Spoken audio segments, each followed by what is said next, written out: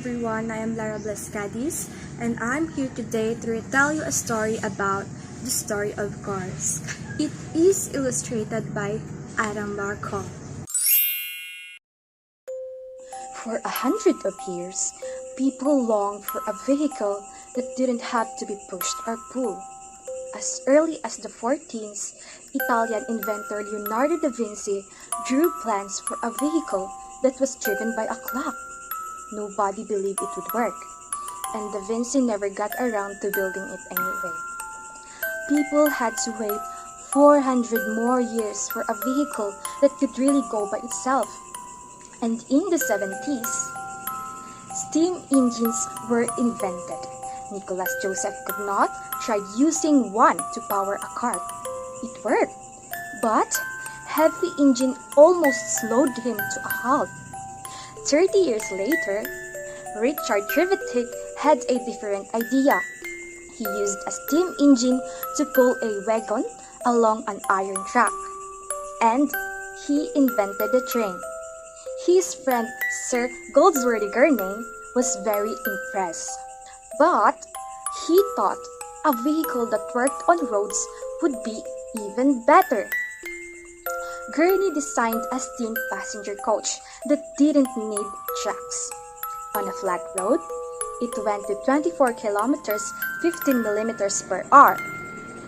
But in the uphill, it went very slow, and in the downhill, it almost ran away. And people quickly found out that steam vehicles were hard to control and very easy to crash. Gradually, inventors turned away from steam and tried different engines instead.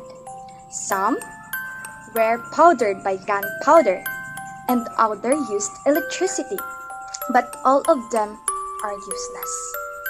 But finally, the design of Étienne Lenniot and Nicolas Otto were finally worked using only the engine and petrol.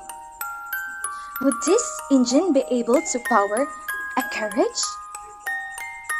The answer is yes. German engineer Karl Benz designed and built the first petrol-driven vehicle. It had 3 wheels, 1 seat, and a small engine at the back. Around the same time, another German, Gottlieb Daimler, built a wooden bicycle with an engine. The following year, Daimler tried his engine inside a carriage, and this was the result of the world's first 4-wheeled car. By the 1890s, several companies were making cars in France. Inventors Panhard and Levasseur followed Daimler's design with one major change, and that is the most of their cars had engines at the front. In 1896, British engineer Henry Royce dreamed of making a really comfortable car, but he was too poor to do it on his own.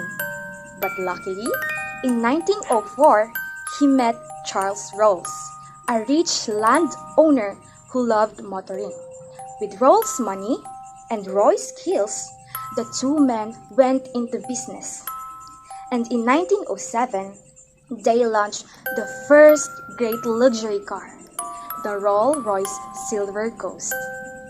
The Silver Ghost was a dream to drive, but not very practical on rough and in the pothole roads. In America, engineer Ransom Olds took a different approach. He created a car that could cope with bumps and named it the Oldsmobile. But Americans in the city wanted something more snazzy. And when the Mercer Car Company created a speedster and a raceabout, its rich customers were delighted. Early cars were so expensive to make. Only a handful of people could afford them. One day, an American engineer had a vision. Wouldn't it be wonderful if every family had a car? He thought. The engineer's name was Henry Ford, and he was determined to make cars cheaper. He set up a large factory in America and positioned his workers in a long line. This way, lots of cars could be assembled at the same time. In 1908, the world's first mass-produced cars rolled off Ford's assembly line known as Model T Fords. They gave a bouncy ride, but at least they were cheap, right? 1,000 of people rushed to buy Model Ts, and Ford wanted to build them even faster. Every year, the number of drivers multiplied, and so did their choice of cars.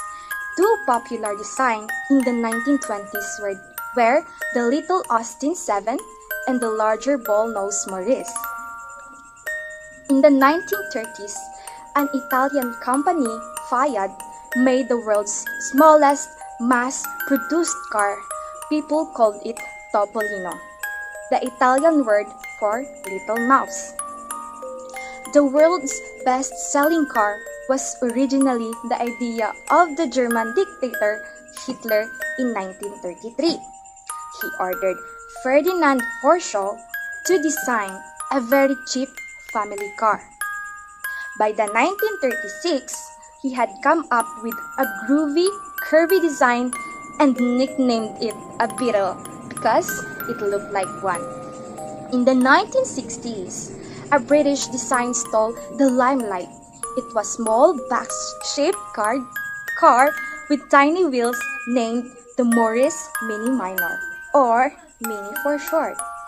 Europeans loved Topolino, Beetles, and Minis. They were affordable, full of character, and easy to park. Today, there are more cars on the roads than ever. They use up lots of fuel and puff horrible fumes into the air. Now, engineers are inventing cars that won't pollute the air. They might run on energy from the sun or give off water instead of nasty fumes. Tomorrow's cars will be all kinds of astonishing shapes. Some of them may even fly. Thank you.